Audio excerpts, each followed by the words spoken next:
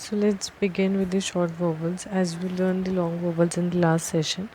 अब हम short vowels की बात करें तो इसमें दो सेंटेंसेस होते हैं that we have to remember, जिसकी वजह से हम इन्हें याद रख सकते हैं. The sentences are that pen is not much good. Short vowels are जिनके साउंड जो होते हैं बहुत शॉर्ट होते हैं, लाइक आपके माउथ से एकदम से आप उन्हें प्रोनाउंस कर सकते हो, like that pen is fine. So there are 6 short vowels. First 3 are represented by light dot, because these are short, so it is represented by light dot, and these 3 are represented by light dash. Okay, first one is A, E, I, first 3, and next 3 are O, U, E. Okay, so let's take the example of one by one. Let's take an example of A. Okay, so if I'm talking about A, just take an example of peck. So peck में जो pronunciation है consonant का वो P और का है.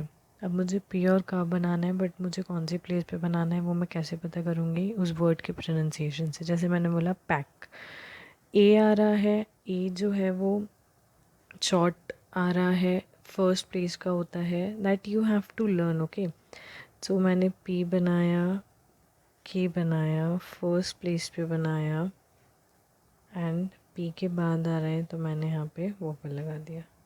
Fine. So if I am talking about, let's take another example like back. Okay, so back कैसे होगा? It's B and K, and again it's a first place vowel, back. Okay, let's take another example like catch.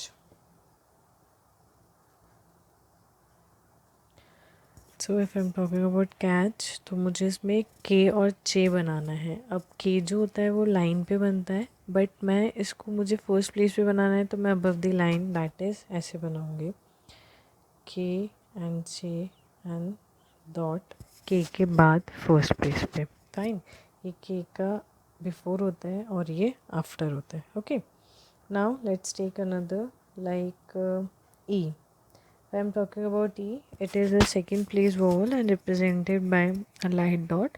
So take an example like deck. Okay, if I write deck, DECK, so I write two consonants, that is D and K. On the second place, D and K, D, K, and a light dot like this. Fine. So I read it deck. Let's just take another example like red. Okay, so it's R and D, and R के बाद vowel है तो मैं red इस तरीके से लगा दूँगी. Fine. Let's see the third place vowel, that is I and a light dot.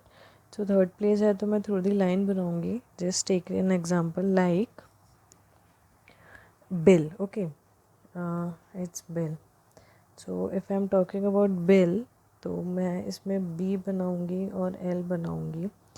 And I already told you कि अगर ऐसी सिचुएशन फंस जाती है जहाँ पे फर्स्ट वाले कॉन्सोनेंट के बाद थर्ड प्लेस का वोवल आता है और उसका जो सेकंड कॉन्सोनेंट होता है वो इस तरीके से होता है जिसमें हम लगाएंगे तो वोवल नहीं दिखेगा. जैसे मैंने यहाँ पे बी लिखा, अब बी के बाद कोई प्लेस नहीं रह गई वोवल लगाने की थर्ड प्लेस पे, तो थर्ड प्लेस का जो वोवल होता है वो सेकंड कॉन्सोनेंट के पहले बिफोर में थर्ड प्लेस पे लग जाता है. तो हम इसे रीड कैसे करेंगे? Bill. So this point must be remember.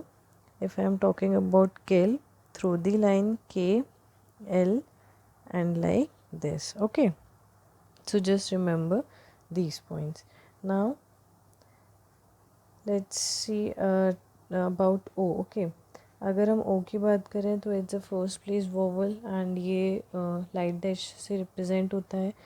Light dash से रिप्रेजेंट होता है तो हम एक एग्जांपल लेते हैं जैसे कि dog. Okay, so if I am taking the example of dog, तो मैंने डी और के बनाया, डी एंड के एंड फर्स्ट प्लेस. तो just make sure the differentiation between the light and dark dash. Okay, then take next example like rock. इसमें मैं are upward बनाऊंगी और के बनाऊंगी और फर्स्ट प्लेस मेरा हो जाएगा यहाँ पे, तो we read it as rock. Okay, let's take an next vowel is U. It is a second place vowel represented by light dash. Okay, so let's take an example like touch. Okay, अगर मैं touch की बात करूँ तो इसमें दो consonant हैं, T ट एंड च. सो ये सेकेंड प्लेस का है तो मैं सेकेंड प्लेस पे बनाऊँगी टी एंड च. Just make sure the places of vowels. Okay, तो उससे आप उसको रीड कर पाएंगे. टी के बाद है तो टी के बाद मैंने इस तरीके से लगा दिया. Next take an example of rung. Okay, so इसमें आर आ रहा है और इंग आ रहा है. ओके, इंग इज़ डार्क, तो R award and ing is dark and second place है तो मैंने light dash. If it want to take the next like O. Okay,